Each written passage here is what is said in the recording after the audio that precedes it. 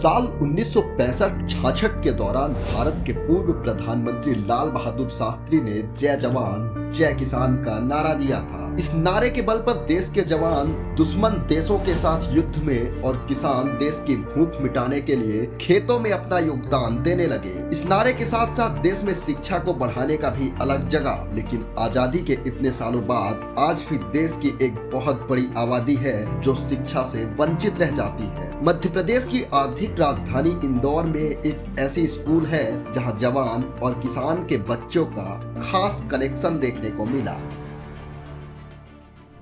कहते हैं शिक्षा सिरनी का दूध है, जो पीता है वो दहाड़ता है। लेकिन आज़ादी के लगभग 77 साल बाद भी देश के अधिकांश ऐसे बच्चे हैं जो अब तक स्कूल नहीं पहुंच पाते। आज हम आपको देश की एक सबसे अनोखी स्कूल पे लेके आए हैं। ये स्कूल मध्य प्रदेश की आर्थिक राजधानी इंदौर में है। इस स्कूल में क्या है खास, आइए जानते हैं। भारत के पूर्व प्रधानमंत्री लाल बहादुर शास्त्री ने एक नारा दिया था, जय जवान जय किसान। हमारे साथ मौजूद हैं इंदौर पुलिस के जवान जो किसान के बच्चों को पढ़ाने के लिए एक अनोखी स्कूल तैयार की है। आइए हम उनसे जानने की कोशिश करते हैं कि इस अनोखी स्कूल में क्या खास है। सबसे पहले आप अपना परिचय दीजिए। मेरा नाम संजय सांवरे है और मैं इंदौर के एडिशनल डीसीपी ऑफिस में पदस्थ हूँ। और ये हमारी एक छोटी सी पाठशाला है जिसमें हम प्रयास कर रहे हैं बच्चों के लिए इनके भविष्य को उज्जवल बनाया जा सके। इस स्कूल में किस तरह के बच्चे पढ़ रहे हैं, इन सबको आप एक बार देख लीजिए कि ये कैसे बच्चे हैं। मतलब इस स्कूल में क्यों ऐसा खास है, क्या है इस स्कूल का मतलब?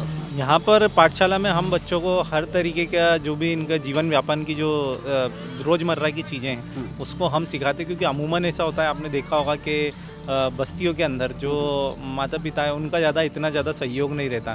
तो हम लोग इनको किसी भी प्रकार से अपने अच्छा जीवन जीने के लिए, अच्छे मार्ग पे चलने के लिए और ये सारे रास्तों से इनको हम अनुभव कराते हैं इन सब चीज़ों का, और अपने जीवन में ये कुछ अच्छा कर सके उसके लिए हम प्रयास करें। अभी हम आ रहे थे तो हम देख रहे थे कि कुछ बच्चे यहाँ पे अपने सर पे लकड़ी की गट्ठे, बड़े बड़े गट्ठे लेके आ रहे थे दूर से। आइए हम जानते हैं कि वो कौन से छात्र हैं जो लकड़ी का गट्ठा लेके आते हैं और यहाँ पे पढ़ाई करते हैं। इनके जीवन का क्या संघर्ष है। लकड़ी लेकर, क्या नाम है बेटा तुम्हारा? वसुंधरा बाबर। अच्छा, ये वसुंधरा है। तुम लकड़ी लेने गई थी? हाँ। कहाँ? यहाँ पास में ही। तो हर रोज लकड़ी लेके आते हो? हाँ। उन लकड़ियों से क्या होता है?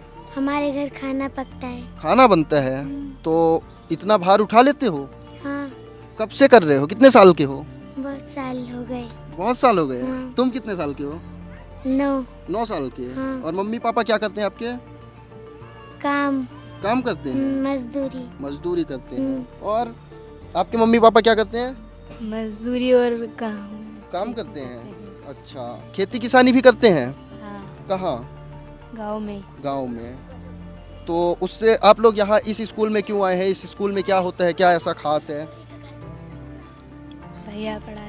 भैया पढ़ाते हैं। स्कूल जाते हैं आप लोग इसके अलावा कहीं और? हाँ, जाते हैं। तो ये हर संडे स्कूल चलती है? हाँ। चलिए, और आपका क्या नाम है बेटा? वर्षा।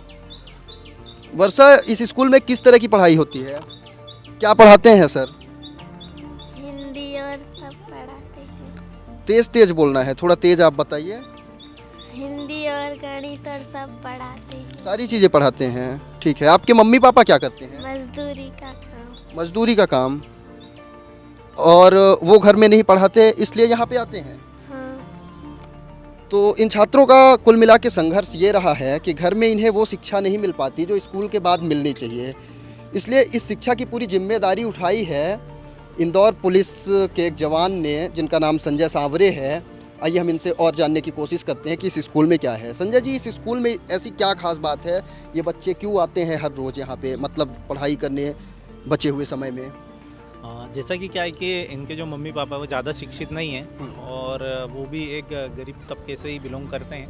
तो मैंने प्रयास किया इसमें कि ये जो इनके मम्मी पापा शिक्षित रहें, तो वो इनका जीवन ना रह जाए, ये कम से कम शिक्षित हो जाए, क्योंकि इनके सपने हैं, जैसे कि आपने देखा है कि बड़े बड़े मॉल्स होते हैं, बड़ी बड़ी जगहें होती हैं, होटलें रहती हैं, तो ये सारी जगहों पे ये बच्चे आज तक नहीं गए हैं, क्योंकि इनका सिर्फ एक सपना ही, जब भी ये सामने से निकलते हैं उन जगहों पे से, तो ये बड़ी बड़ी बिल्डिंगों को देखते हैं। अच्छा। तो इनको बड़ा एक सपना सा लगता है कि कभी किसी दिन हम भी आके इसी जगह पर घूमें। तो हमारा प्रयास है कि हम इनके ये जो सपने उनको पूरा कर सकें। और आप इन्हें मॉल और बड़े बड़े होटलों में लेके जाते हैं? हाँ बिल्कुल, अभी हम लास्ट टाइम गए थे एमपी का जो सबसे बड़ा फिनिक्स मॉल है, और उसके अरे अलावा क्या बात ट्रेजर है, यहाँ भी आसपास के हम मॉलों में गए हैं। तो और जैसे कि काफ़ी सारे बच्चे इनमें से ऐसे हैं जो आज तक ट्रेन में नहीं बैठे, तो ये जो इनके ऐसे सपने हैं जिनको हम पूरा करना चाहते हैं कि क्या बात है, बहुत अच्छा एक प्रयास किया है आपने। इन बच्चों को पढ़ाई के अलावा जो अतिरिक्त चीज़ों से ये वंचित हैं वो भी देने का प्रयास कर रहे हैं। इसके अलावा इनके पिता और माता जो, जैसा कि हमें पता चल रहा है कि ये मजदूरी करते हैं, किसान हैं ज़्यादातर लोग,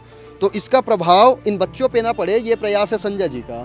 संजय जी, इनके माता पिता से आपको किसी तरह की परमिशन लेनी पड़ी है पढ़ाने के लिए? क्योंकि ज़्यादातर पेरेंट्स, कई बार ऐसा होता है कि उन्हें भ्रमित भी करने वाले लोग होते हैं कि कोई आ रहा है हमारे बच्चों को बरगला रहा है, इस तरह के भी चैलेंजेस का सामना करना पड़ा होगा आपको? जी, जब 2016 में स्टार्ट करा था इस पाठशाला को, तो बच्चों को लेकर माता पिता में किसी प्रकार की कोई शिक्षा की जागरूकता नहीं थी, क्योंकि उन लोगों का ये मानना था कि ठीक है, जब तक बच्चे पढ़ लें तो ठीक है, नहीं पढ़े तो भी ठीक है। लेकिन उनके ये महत्व उनको नहीं पता था कि शिक्षा एक कितना बड़ा बदलाव ला सकती है, क्योंकि हम जानते हैं ये जो ऐसे बच्चे हैं, ये यदि सही समय पर शिक्षित नहीं हो पाते तो ये अपराध की ओर बढ़ जाते हैं, और यदि इनको इस समय में हमने शिक्षित कर दिया तो ये डेफिनेटली किसी न किसी अच्छे मार्ग पर चल सकते हैं। तो हम यही प्रयास कर रहे हैं कि ये बच्चे अपराध का दामन छोड़ के शिक्षा के दामन को अपना लें। क्या बात है, कितनी अच्छी बात कही है संजय जी ने। हमारा एक प्रयास रहता है किसान तक का कि भारत के उन पहलुओं को छुएं जो वास्तव में अनछुए हैं।